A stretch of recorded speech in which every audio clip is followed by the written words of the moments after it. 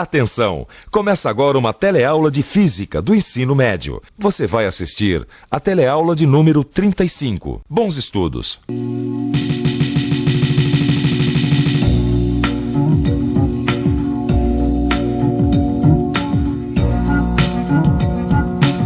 Na teleaula de hoje, você vai acompanhar um debate com a presença de grandes cientistas da história, que vão discutir as suas concepções sobre a luz e a sua natureza.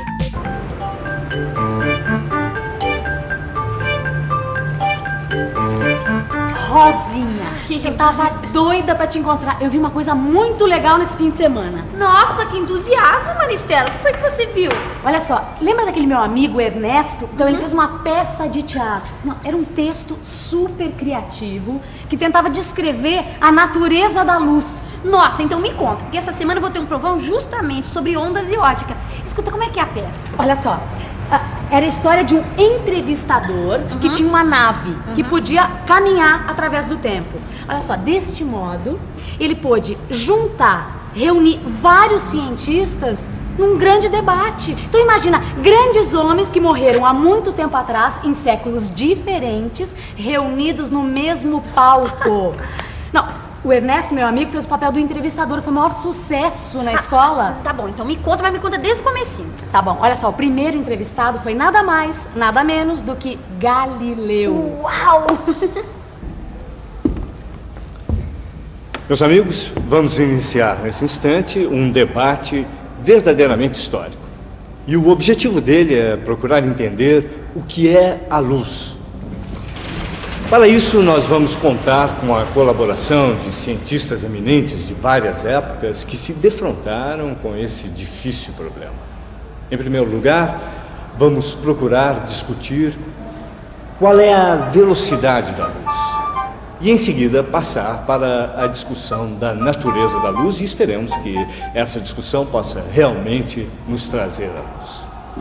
Primeiramente, vamos ouvir o senhor Galileu Galilei, esse genial pioneiro da física e da astronomia modernas, que nasceu na Itália em 1564. Senhor Galileu, o que o senhor tem a nos dizer sobre a velocidade da luz? Antes de tudo, eu queria agradecer o convite para participar do debate. E devo dizer também que eu não fui o primeiro a se preocupar com o assunto. E outros que estão aqui, que vieram em séculos posteriores, poderão dar uma resposta mais positiva do que eu. Mas o que eu fiz foi o seguinte: subi ao topo de um morro durante uma noite e pedi para que o meu assistente subisse em outro morro distante. Nós dois tínhamos lanternas. Bem, eu já estava preocupado com a velocidade da luz e sabia que ela era mais rápida que o som, pois numa tempestade, primeiro vemos o raio, para só depois ouvirmos o trovão. No início, as duas lanternas estavam cobertas. Primeiro, eu descobria a minha e iniciava a contagem do tempo.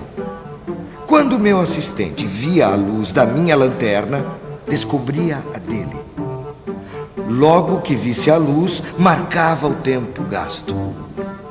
Foi aí então que eu descobri que a velocidade da luz era infinita, ou muito grande, pois ela voltava num espaço de tempo quase nulo. Muito grande, volta num espaço de tempo quase nulo. Percebo que o senhor Newton está um tanto agitado. Acho que ele gostaria de fazer algum comentário. Com a palavra, então, o senhor Isaac Newton, o gênio científico inglês do século XVII. É um grande prazer poder conversar com o grande pioneiro Galileu Galilei. Mas minha primeira pergunta é simples. Como é que o senhor media o tempo? Meu caríssimo Newton, na minha época, os relógios ainda não eram bem desenvolvidos. Mas nós precisávamos de alguma coisa que medisse os intervalos de tempo iguais. Foi aí que eu decidi usar as batidas do meu coração. E ele bateu apenas uma vez, entre a ida e a volta da luz. Agora eu queria propor uma outra questão. Pelos meus cálculos, a velocidade da luz no ar é finita. É muito grande, como o senhor mesmo disse, mas é finita. E eu estou convencido de que a velocidade da luz num meio mais denso, como a água, por exemplo, é maior ainda. A mesma coisa acontece com o som. O som em metais é mais veloz do que no ar. É desse modo que podemos explicar a refração. As partículas da água atraem as da luz que estão numa direção, fazendo com que a direção mude. Quanto mais denso o meio, mais a luz vai se desviar. O que é que o senhor pensa disso? É mesmo incrível a ideia dessa peça, você não acha? Não, eu também estava assistindo. Bom, quando o Newton fez essa pergunta, foi a maior agitação. Todo mundo queria falar ao mesmo tempo. O próprio Galileu resolveu ceder a vez para outros cientistas. E aí, um matemático francês chamado Pierre de Fermat, também do século XVII, pegou a vez e discordou do Newton. Ele tinha uma teoria interessante para descrever como a luz vai de um ponto a outro. Ele usa o princípio do caminho mínimo. Bom, para exemplificar melhor o que seria isso, ele deu um exemplo bem simples. Imagine um pássaro que esteja sobre um muro numa posição A. Ele quer ir até o chão e voar em seguida para um ponto B, numa árvore. Qual é a trajetória mais curta entre esses dois pontos? Ora, dentre todas as trajetórias que a gente pode escolher, a mais curta vai ser sempre aquela em que os ângulos alfa e beta são iguais. Exatamente como você já viu no caso da reflexão. Para a refração vai acontecer o mesmo, ou seja, a luz anda sempre pelos caminhos mais curtos. Por isso, na opinião de Fermat, nos meios densos, a velocidade da luz vai ser menor que no ar. Aí começou uma grande confusão, todo mundo queria falar ao mesmo tempo, Rosinha. Aí o Ernesto, quer dizer, o entrevistador, teve que colocar ordem na casa.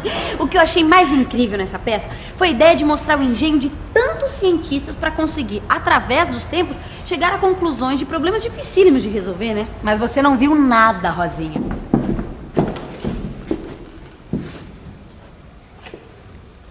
E vamos passar agora para um novo ponto da discussão, e é um ponto realmente polêmico.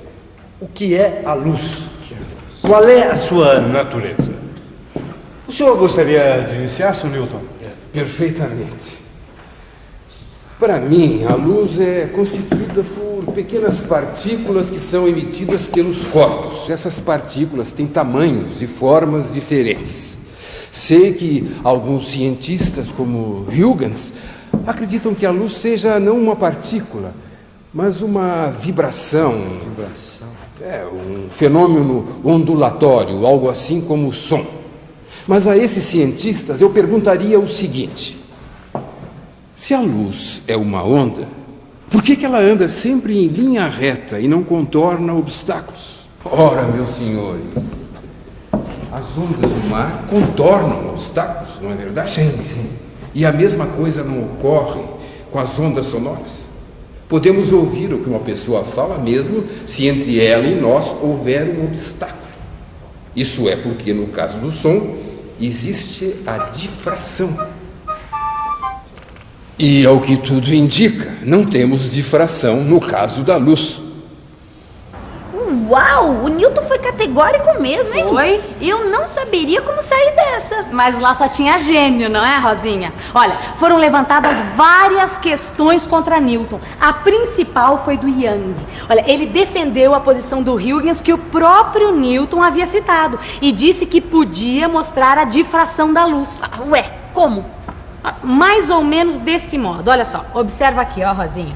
Ó, a luz do laser é um feixe bem fininho que forma uma pequena mancha no anteparo. Tá vendo? Observe agora, me empresta um fio de cabelo teu aqui. Ai, caiu aqui, ó. Aqui. Observe agora, olha.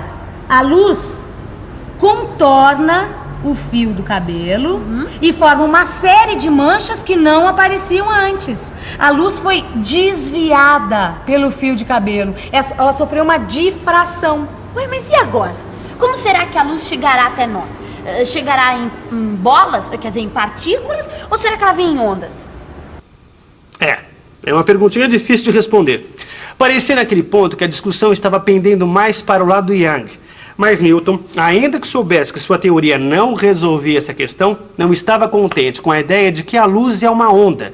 Contra esse argumento, colocou a seguinte questão: como é que essa teoria explica o fato de que a luz atravessa certos cristais, chegando até haver uma extinção da intensidade luminosa?